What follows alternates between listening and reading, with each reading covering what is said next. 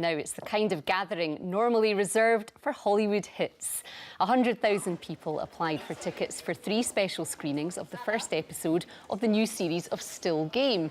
Tonight, the lucky few got a preview of the show, which is returning to the BBC after a 9-year absence. At its heart, 2 Glasgow pensioners, Jack and Victor, who remain forever 75. Our arts correspondent Pauline McLean has been to meet the duo behind them, actors Ford Kiernan and Greg Hempel.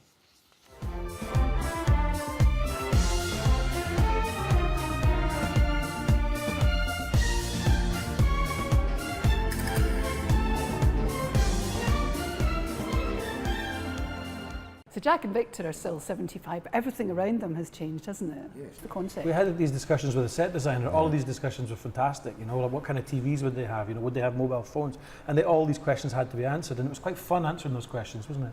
Yeah, because pensioners do have flat screen TVs now, and mobile phones, and the world changes. But because we made it clear from the beginning we weren't going to make them any older, you just have to let the world get older. Wait, you see. Hold that. Hey, watch. Put it there.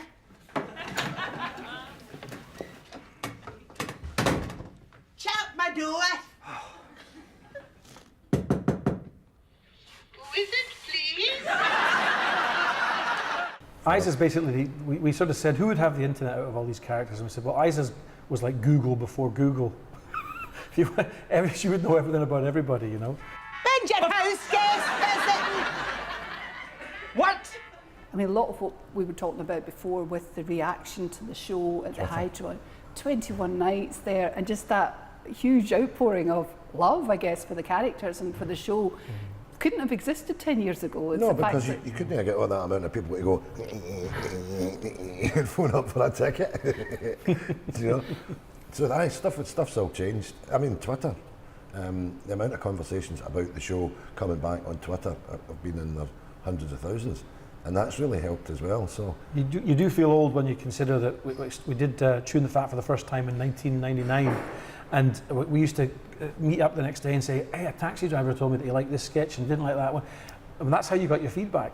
And that makes you seem like a dinosaur when you think about it now. Quilted toilet roll. You usually buy the cheap stuff that you put your fingers through. You've got a house guest visiting.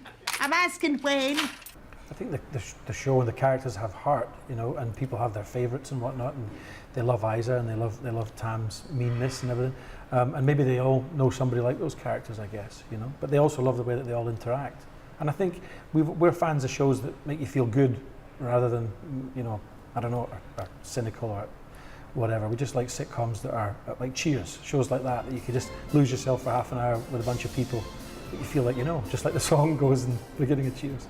But no, we had a good idea from when we wrote it at the Edinburgh Festival all those years ago that there was something that could travel in it, because we took it to Canada, Dublin, we took it north of England, yeah, they just got all it over. immediately. Yeah. We've never ever looked beyond the series that we've just written, you know, because we're sitting here tonight and we're waiting for the next few weeks for them to go out and see what the audience's response is. And so they decide the lifespan. They always have done, I think, you know. So we could see a few more series yet. You're going to keep going until you're both 75 yourselves. No makeup, exactly. Makeup. We're just going to take all the makeup money and put it straight into our pockets. Straight out the taxi in the morning, right onto the set. We could even get dressed in the house with our own stuff.